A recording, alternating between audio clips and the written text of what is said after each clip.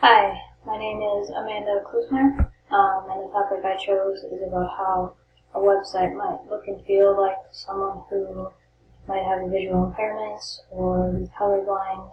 They might need a screen reader or have physical or motor disabilities. But first, across each of these listed disabilities, it's important to note that experiences can differ dramatically. For example, with visual impairments, it could be as minimal as someone seeing something blurry. It could go to, dyslexia where people switch the letters, or it could even go to something like not being able to see the left side with your eyes. So, and this could even be with physical disabilities as well.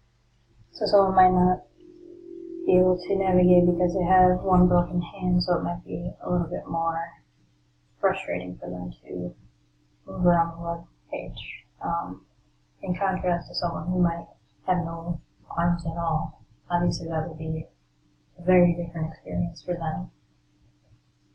And this is an important topic to talk about because I'm sure we all know someone who is affected by these previously listed impairments. And then the people who are affected by these injuries or impairments, it's such a wide spectrum of who it might be. So it could be like athletes, military, veterans, firefighters, policemen. It could literally be anyone. So even if you don't know someone personally who is affected by these impairments, as a web developer or someone who's designing a web page, you have an obligation to make sure that someone who needs information about the website you're creating can get that information. No matter what their abilities are, people should have equal access. So imagine, just as an example, that you're someone who can only see a few words at a time because of an injury, and you're trying to figure out the hours of a local walk-in clinic in your neighborhood. And you want to go in because you have a lot of pain, right? So this is a very important thing to be able to get on the website and figure out these hours so you can go in and get treated. But as you on the website, it's not web accessible for you, and you're not able to get those hours. And I think with this example, it highlights how important it is for everyone to be able to access information that they need for their health. I mean, it's not always that extremely living example, but there's a possibility, and I think it's our duty to be able to provide equal access to everybody, regardless of if they, just being able to allow everyone to use their website is highly, highly important. And according to W3C, the principles of web accessibility include the following. So the website must be perceivable through sight, hearing, or touch. The website must be operable with keyboard or mouse. The website must be understandable, so user-friendly and easy to comprehend.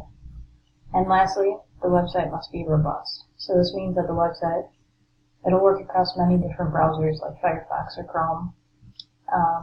It should work with different mobile devices, assistive technology, old devices, and really the website should just follow the basic standards.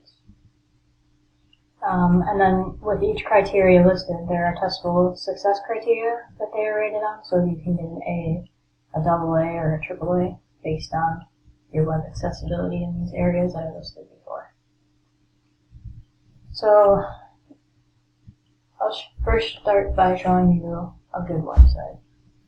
So this is NSW Government. It's a web page that millions of users, 7.5 to be exact users, can go and find general information on like weather, events, services, and just so they're up to date on their area. So the company that developed this website had web accessibility in mind. They wanted to reach the widest possible audience available. So with this website, people can use their mouse or their keyboard. They can even use assistive technology. And then visually, the website presents information clearly. as you can see, it's not bombarding to your eyes. It's very clean, laid out. It's very easy to look at and get information that you need from. Overall, this is a good website.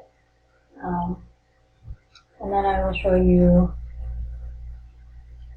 a bad one.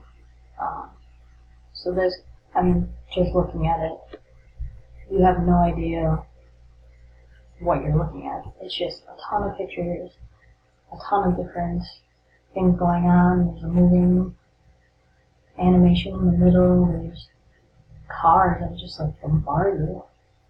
There's so many different colors. It's a little bit fuzzy. This is a very, very difficult website to navigate. And for myself, I don't have an impairment, I don't have a disability, and for me this is hard to figure out what I'm looking at, what information that they're trying to convey. It's way too much going on. All these different colors. I can't imagine how someone who's colorblind is able to effectively see all of these things. It's just ridiculous. There is one good part about this is that you're able to use your keyboard. So right now I'm using my down and up arrows to go across the screen. It is kind of a headache because of all the moving text that are going across the screen, so I apologize. But yeah, this is a really great example of what not to do. And then also this, I wanted to point out, this does not resize. So when you resize the web page, it doesn't, like what we've been learning, it doesn't resize at all. It cuts off everything. So someone who's trying to look at this website on my mobile device, I just don't see how that would be possible. It would be extremely hard, way harder than being on the main page on my computer. But I guess their navigation bar does work. If I've clicked on it before and they do bring you to places. There's way too many. And it's so hard to read this. I wouldn't even know that it's a nav bar, honestly. It just looks like the other side.